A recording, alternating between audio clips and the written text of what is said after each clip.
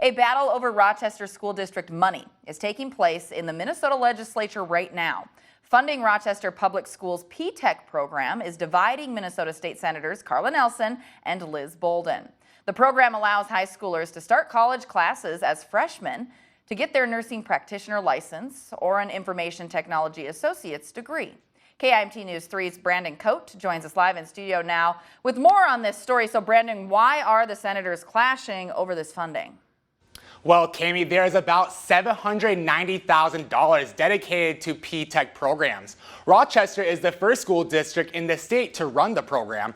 But during last year's legislative session, writing in the law changed to allow other school districts to use that money to start its own P-TECH.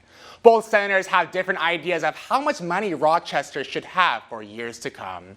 It's just such a highly effective program. The current proposal by Senator Liz Bolden would phase out Rochester's funding to allow other Minnesota school districts a chance to create their own program. It was clear that Rochester's funding was being cut dramatically, so dramatically that in the next 2 years there would be no funding. Why do you think that's a problem if other districts are getting the money rather than Rochester? Because P-TECH is a very special program that takes additional support funding to continue moving forward. However, Senator Bolden says the bill would guarantee enough money for the Rochester School District. She was unavailable for an interview today, but says in a statement shared with me saying, and I quote, "The existing proposal in the Education Finance Supplemental Budget brought forward in my bill SF 4035 would prevent a cliff in funding for Rochester and would be an improvement on existing law." Senator Nelson agrees with slowly decreasing the funding, but wants to limit it from dropping below $500,000. You're not trying to go below that $500,000 level just because you think if they go below it, then the program would